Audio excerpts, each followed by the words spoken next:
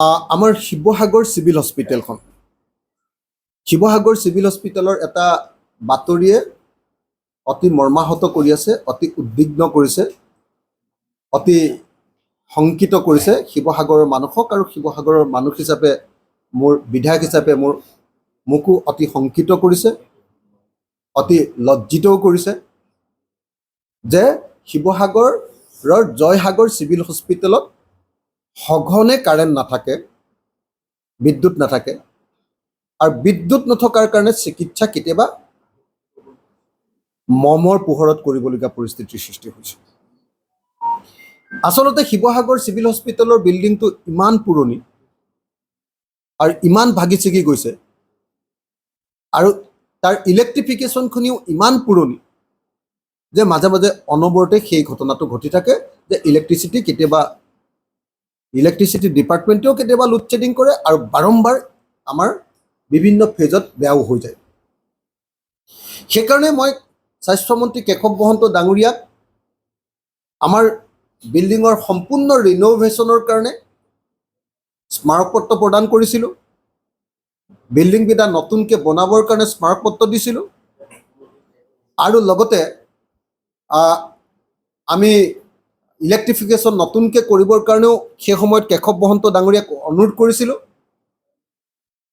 কিন্তু দুৰ্ভাগ্যবশতঃ আমাৰ পুৰণি বিল্ডিংটো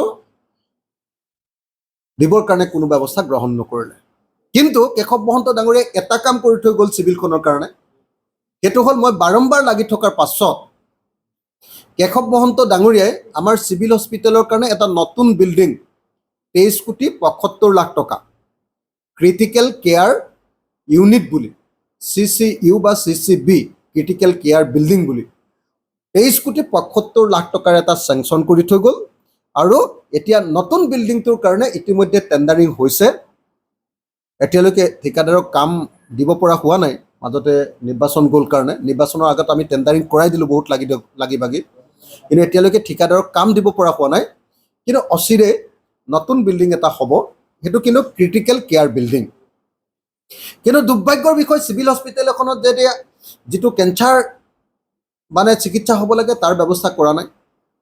আমাৰ ICU যিকেইটা আছে, ICU কেইটাৰ অৱস্থা অত্যন্ত বেয়া। তাৰপাছত আটাইতকৈ ডাঙৰ আমাৰ চিভিল হস্পিটেলখনৰ গুৰুতৰ সমস্যাটো হ'ল যে আমাৰ 26জন ডাক্তৰ লাগে, একদম চেংচন পোষ্ট আছে 26জন, কিন্তু আছে মাত্ৰ ডাক্তৰ 18জন। মই ডাক্তৰ বিচাৰি বিচাৰি কেশৱ মহন্ত ডাঙৰীয়াক ভৰিত ধৰিবলৈ বাকী থাকিলে। 4জন ডাক্তৰ আনিব পাৰিলোঁ কেশৱ মহন্ত ডাঙৰীয়াৰ পৰা, কিন্তু 26জন ডাক্তৰ যে লাগে সেই ব্যৱস্থাটো এতিয়ালৈকে কৰিব নোৱাৰে।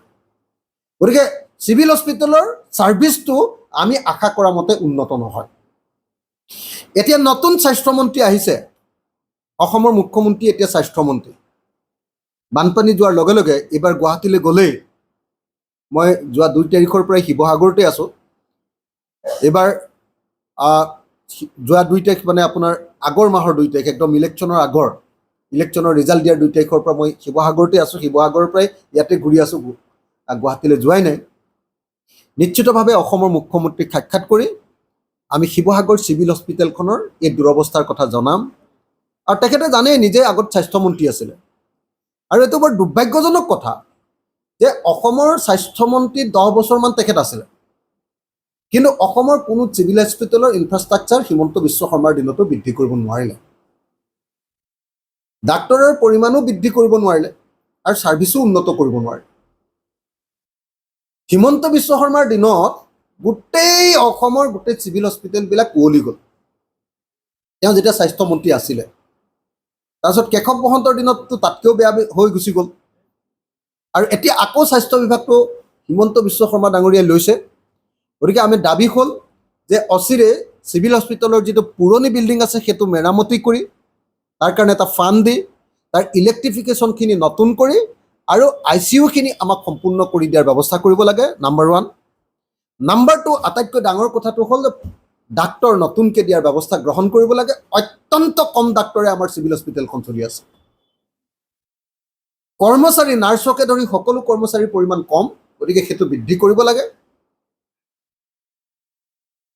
এই দাবীকেইটা আমি এই মুহূৰ্তত উত্থাপন কৰিলোঁ আৰু আশা কৰোঁ যে অসমৰ মুখ্যমন্ত্ৰী তথা স্বাস্থ্যমন্ত্ৰীয়ে অচিৰে শিৱসাগৰ চিভিল হস্পিটেলত আজিৰ দিনটোত মমৰ পোহৰত চিকিৎসা কৰি থাকিবলগীয়া এই পুৰণিকলীয়া ব্যৱস্থাটো নাইকিয়া কৰিবৰ কাৰণে বিহিত ব্যৱস্থা গ্ৰহণ কৰে।